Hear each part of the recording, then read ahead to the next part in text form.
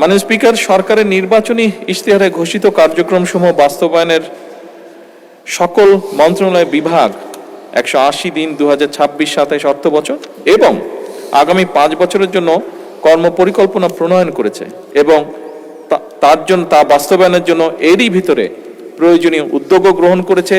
কতগুলোর কাজ এর মধ্যে শুরুও করে দিয়েছে মাঠ পর্যায়ে। মাননীয় স্পিকার, ব্যক্তি নয় পরিবারই উন্নয়নের মূল একক। এই দর্শনে প্রান্তিক এবং নিম্ন আয়ের পরিবারগুলোকে সুরক্ষা দিতে পরিবারের নারী প্রধানকে ফ্যামিলি কার্ডের মাধ্যমে মাসিক 2,500 টাকা প্রদানের কার্যক্রম এরই মধ্যে শুরু হয়েছে। পাইলট পর্যায়ে এ পর্যন্ত 36টি ইউনিটের 60,000 পরিবারকে এই ফ্যামিলি কার্ড প্রদান করা হয়েছে এবং আগামী অর্থ বছরে ইনশাল্লাহ আমরা টার্গেট করেছি মাননীয় স্পিকার, সমগ্র বাংলাদেশে আমরা প্রায় 41 লক্ষ 20,000 টু বি প্রিসাইজ। মাননীয় স্পিকার, টু বি প্রিসাইজ খুব সম্ভবত 41,20,000 পরিবারের হাতে আমরা নারী প্রধানের হাতে এই কার্ডটি তুলে দিতে ইনশাল্লাহ সক্ষম হব। কৃষির উন্নয়ন এবং কৃষকদের ইউনিক পরিচয় নিশ্চিতকরণের ন্যায্য মূল্যে কৃষি উপকরণ, সরকারি ভর্তুকি ও প্রণোদনা, স্বল্প মূল্যে সেচ সুবিধা, সহজ শর্তে কৃষি ঋণ যন্ত্রপাতি প্রদানের লক্ষ্যে 14 এপ্রিল 2026 এই তারিখে মাননীয় স্পিকার কৃষক কার্ড বিতরণের কার্যক্রমের উদ্বোধন করা হয়েছে। প্রি পাইলটিং পর্যায়ে দেশের 8টি বিভাগের 10টি জেলায় 11টি উপজেলায় 11টি কৃষি ব্লকে এই কার্যক্রম সম্পাদন করা হয়েছে। এ পর্যন্ত 20,748 জন কৃষককে কৃষক কার্ড প্রদান করা হয়েছে। এছাড়াও মাননীয় স্পিকার, নির্বাচনী অঙ্গীকার বাস্তবায়নের লক্ষ্যে সরকার শস্য, ফসল, পশুপালন ও মৎস্য খাতে 10,000 টাকা পর্যন্ত কৃষি ঋণ মওকুফ করেছে। এই লক্ষ্যে সরকার ইতিমধ্যেই 1,567 কোটি 96 লক্ষ টাকা বাজেটে বরাদ্দ করেছে। এর ফলে সারা দেশের প্রায় 13,17,500 জন কৃষক সরাসরি মাননীয় স্পিকার উপকৃত হয়েছে। মাননীয় স্পিকার, ধর্ম বিষয়ক মন্ত্রণালয় এই কমিটমেন্টটাও আমরা করেছিলাম। বাংলাদেশে আমাদের মুসলমান হিসাবে আমাদের মসজিদ মাদ্রাসাগুলোতে বহু খতিব সাহেব আছেন, ইমাম সাহেব মসজিদ আছেন। এর বাইরে অন্যান্য ধর্মে যে ধর্মীয় ব্যক্তিত্ব আছেন, ধর্মগুরু যারা আছেন, এদের মধ্যে বহু মানুষ বেশ মানবতর জীবনযাপন করেন মাননীয় স্পিকার। এবং সেজন্যই আমরা নির্বাচনের পূর্বে আমাদের দলীয় অবস্থান থেকে আমরা নির্বাচনী ইশতেহারেও ঘোষণা করেছিলাম যে আমরা সরকার গঠনে সক্ষম হলে আমরা এই মানুষগুলোর পাশে দাঁড়ানোর চেষ্টা করব, সহযোগিতার হাত সরকার থেকে আমরা বাড়িয়ে দেব। সেই লক্ষ্যকে সামনে রেখে মাননীয় স্পিকার ধর্ম বিষয়ক মন্ত্রণালয় হাতে 180 দিনের অগ্রাধিকার কর্মসূচির আওতায় 4,908টি মসজিদ, 990টি মন্দির, 144টি বৌদ্ধ বিহার, প্যাগোডা এবং 396টি গির্জায় কর্মরত ব্যক্তিবর্গকে মাসিক সম্মানী প্রদান করা হচ্ছে মাননীয় স্পিকার। এবং আগামী বাজেটে এটি সংখ্যা আরো বাড়বে মাননীয় স্পিকার ইনশাআল্লাহ। মাননীয় স্পিকার, আগামী 180 দিনের কর্মসূচির আওতায় জনগণকে হেলথ কার্ড প্রদানের একটি উদ্যোগ আমাদের রয়েছে। এই বিষয়কে একটি প্রকল্প অনুমোদনের অপেক্ষায় রয়েছে মাননীয় স্পিকার। উক্ত প্রকল্পের মাধ্যমে 180 দিনের মধ্যে 5টি জেলাগুলো হচ্ছে মাননীয় স্পিকার খুলনা, নোয়াখালী, বগুড়া, সিরাজগঞ্জ এবং নরসিংদী। স্বাভাবিক, আমাদের স্বাস্থ্যমন্ত্রী নরসিংদী, ওই জন্য জেলাটি আছে। জনসাধারণকে হেলথ কার্ডের মাধ্যমে চিকিৎসা সেবা প্রদানের কার্যক্রম শুরু করা হবে মাননীয় স্পিকার ইনশাআল্লাহ। এই health card electronic patient referral system এবং ইলেকট্রনিক পেশেন্ট ম্যানেজমেন্ট সিস্টেমের সাথে সংযুক্ত থাকবে। সরকারের 180 দিনের কর্মসূচির আওতায় খাল খনন পুনর্খনন কর্মসূচি গত 16 মার্চ 2026 হতে এরই ভিতরে শুরু হয়েছে মাননীয় স্পিকার। বর্ষার কারণে অনেকগুলো খাল খনন কর্মসূচি বা পুনর্খনন কর্মসূচি আপাতত পর্যায়ক্রমিকভাবে স্থগিত রাখা হচ্ছে। মাননীয় স্পিকার, 31 মে 2026 পর্যন্ত পানি সম্পদ মন্ত্রণালয়, স্থানীয় সরকার বিভাগ, কৃষি মন্ত্রণালয় এবং দুর্যোগ ব্যবস্থাপনা ও ত্রাণ মন্ত্রণালয় কর্তৃক 666টি খাল পুনর্খনন কার্যক্রম চলমান। উল্লেখ, খাল পুনর্খনন খালের মোট দৈর্ঘ্য যেগুলো হয়ে গেছে মোটামুটি ভাবে মাননীয় স্পিকার, সেগুলো প্রায় 965 কিলোমিটার। মাননীয় স্পিকার, একটু আগে বেশ ঝমঝম করে বৃষ্টি হয়েছে। ছোটবেলায় আমি ক্যান্টনমেন্টে ছিলাম, আপনিও আমার ধারে কাছে ছিলেন মাননীয় স্পিকার। আমার মনে আছে তখন যখন বৃষ্টি হতো, আমরা যখন স্কুলে পড়তাম, একসাথে 5-7 দিন ধরে বৃষ্টি হতো।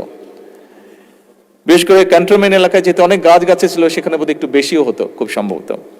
মাননীয় স্পিকার, আমরা খেয়াল করেছি হঠাৎ করে, আমি অনেকদিন পরে দেশে এসেছি, বাট এসে আমার খুব নজরে পড়েছে বৃষ্টির পরিমাণ বোধহয় দেশে অনেক কমে গিয়েছে।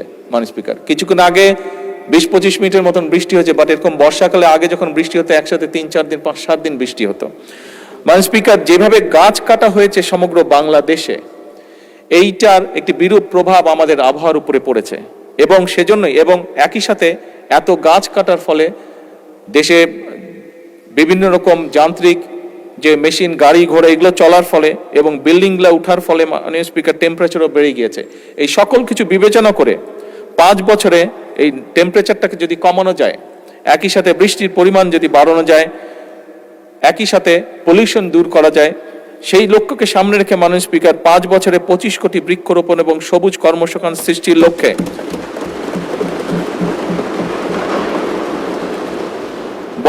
বনায়ন সৃজনের জন্য ইতিমধ্যেই উদ্যোগ গ্রহণ করা হয়েছে। মাননীয় স্পিকার, আসন্ন বর্ষা মৌসুমে আমরা চেষ্টা করছি ইনশাআল্লাহ 3,14,00,000 চারা আমরা রোপণ করব সারা দেশে। বৃক্ষরোপণ অনুষ্ঠান সম্পাদন করার জন্য স্থানীয় সরকার এবং এনজিওদের মধ্যে এরই মধ্যে মাননীয় স্পিকার সমন্বয় করা হয়েছে। মাননীয় স্পিকার, এই সংসদে দাঁড়িয়ে আমি বলেছিলাম একদিন যে বিগত অনেকগুলো বছর আমাকে বিদেশে বাধ্য হয়ে থাকতে হয়েছে, কিন্তু সেই সময় আমি দেখেছিলাম সেই দেশের শিশুরা কি সুন্দর জুতা জামা কাপড় পরে স্কুলে যায়, এবং আমার তখন ইচ্ছা ছিল কোনোদিন যদি আল্লাহর রহমতে সুযোগ পাই চেষ্টা করব এই দেশের শিশুদেরকেও যাতে এরকম একটি ব্যবস্থা করা যায়। এবং তারই অংশ হিসাবে মাননীয় স্পিকার, আগামী অর্থ বছরে সরকারি প্রাথমিক বিদ্যালয় বর্তমান সরকার ইনশাআল্লাহ 2 লক্ষ শিশুর মাঝে বিনামূল্যে স্কুল ড্রেস বিতরণ করার পরিকল্পনা গ্রহণ করেছে। এছাড়াও বিভিন্ন স্কুলে পর্যায়ক্রমিকভাবে 1 টিচার 1 ট্যাব পরিকল্পনা বাস্তবায়নের কাজ শুরু হয়েছে। মাননীয় স্পিকার, এবং শুধু স্কুল ড্রেস নয়, স্কুল ড্রেসের সাথে বাচ্চারা যে তাদের খাতা কলম বই নিবে তার জন্য আমরা একটি ব্যাকপ্যাকও তাদেরকে দিব, যেই ব্যাকপ্যাকটি সম্পূর্ণভাবে তৈরি হবে বাংলাদেশে, এবং একসময় যে বাংলাদেশের সোনালী আঁশ পাট বলতে আমরা যেটিকে জানি, সেই পাট দিয়ে এই ব্যাগ তৈরি করা হবে। মাননীয় স্পিকার, কারিগরি ও মাদ্রাসা শিক্ষা প্রতিষ্ঠানসমূহ বাস্তবায়নে আগামী 100 দিনের মধ্যে দেশের 2336টি কারিগরি এবং 8232টি মাদ্রাসা শিক্ষা প্রতিষ্ঠানে ফ্রি ওয়াইফাই চালু করা হবে। মাননীয় স্পিকার, সারা দেশে শহর ও গ্রাম অঞ্চলে খেলার মাঠ নির্ধারণ ও অবকাঠামো উন্নয়নে কর্মকৌশল নির্ধারণে কেন্দ্রীয় পর্যায়ে গঠিত কমিটি কাজ করছে। প্রতিটি ইউনিয়ন ও উপজেলায় যথাক্রমে 8 বিঘা ও 10 বিঘা করে উন্মুক্ত খেলার মাঠ তৈরির পরিকল্পনা রয়েছে। মাননীয় স্পিকার, আমরা গতকাল এখানে আলাপ করছিলাম, বিরোধী দলীয় কয়েকজন সংসদ সদস্য, আমাদের দলের থেকেও কয়েকজন সংসদ সদস্য একটি বিষয়ে কনসার্ন এক্সপ্রেস করেছেন, সেটি হচ্ছে যে নেশা বা ড্রাগের একটি বিষয় যেটি আস্তে আস্তে ছেয়ে ফেলছে যুব সমাজকে। আমি ব্যক্তিগতভাবে দৃঢ়ভাবে বিশ্বাস করি, আমরা যদি আমাদের সন্তানদের জন্য খেলার মাঠ তৈরি করতে পারি, তাদেরকে খেলার ব্যবস্থা তৈরি করতে পারি, অনেকাংশেই এই অভিশাপ থেকে আমরা বের করে আনতে সক্ষম হব আমাদের পরবর্তী প্রজন্মকে। এবং সেই লক্ষ্যকে সামনে রেখেই মাননীয় স্পিকার, খেলাধুলার জন্য মাঠ বা খেলার ব্যবস্থা আমরা এই পরিকল্পনাটি গ্রহণ করেছি। হাইটেক সফটওয়্যার পার্ক এবং আইসিটি সেন্টারসমূহ কার্যকরভাবে পরিচালনার জন্য এবং বাংলাদেশে পেপ্যালের কার্যক্রম আরম্ভের কার্যকর উদ্যোগ গ্রহণে একটি কমিটি গঠন করা হয়েছে। নির্বাচনী ইশতেহারকে প্রাধান্য দিয়ে বেতন কাঠামোর আওতায় জাতীয় ক্রীড়াবিদদের জন্য ক্রীড়া ভাতা এরই ভিতরে চালু করা হয়েছে। মাননীয় স্পিকার, প্রাথমিকভাবে 500 জন ক্রীড়াবিদকে এই ভাতার আওতায় আনার পরিকল্পনা নেওয়া হয়েছে। এর মধ্যে মাননীয় স্পিকার 300 জন ক্রীড়াবিদকে অলরেডি ভাতা প্রদান করা হয়েছে। এছাড়াও 325 জন ক্রীড়াবিদকে ক্রীড়া কার্ড প্রদান করা হয়েছে। মাননীয় স্পিকার, ল্যাঙ্গুয়েজ স্টুডেন্ট ভিসায় বিদ্যমান জামানতবিহীন ঋণ সীমা যা আগে ছিল 3 লক্ষ টাকা, সেটিকে বাড়ানো হয়েছে এবং সেটি এখন 3 লক্ষ থেকে 10 লক্ষ টাকায় উত্তীর্ণ করা হয়েছে। জাপানগামী শিক্ষার্থীদের জন্য ভিসা প্রাপ্তির পূর্বেই সার্টিফিকেট অফ এলিজিবিলিটির ভিত্তিতে এই ঋণ প্রদান সহজীকরণ করা হয়েছে। 2030 সালের মধ্যে 20% নবায়নযোগ্য বিদ্যুৎ উৎপাদনের লক্ষ্যে ইতিমধ্যে জাতীয় রুফটপ সোলার কর্মসূচি এবং নেট মিটারিং এর মাধ্যমে মোট 35 মেগাওয়াট বিদ্যুৎ জাতীয় গ্রিডে সংযুক্ত হয়েছে। এবং এটিকে 2030 সালের মধ্যে মাননীয় স্পিকার যে সোলারের যে বিদ্যুৎ, এটিকে 30 সালের মধ্যে আমরা মিনিমাম 5000 মেগাওয়াটে উৎপন্ন নিয়ে যেতে চাই। মাননীয় স্পিকার, সরকার 5 লক্ষ সরকারি কর্মচারী নিয়োগের সিদ্ধান্ত, যা একটু আগে আমরা আলোচনা করেছি একজন সংসদীয় প্রশ্নের পরিপ্রেক্ষিতে, কম বেশি গ্রহণ করেছে। ইতিমধ্যেই শুধুমাত্র জনপ্রশাসন মন্ত্রণালয় অধীনস্থ দপ্তর এবং সংস্থার সময় শূন্য পদের বিপরীতে 2879 জন মানুষকে নিয়োগের কার্যক্রম চলমান রয়েছে।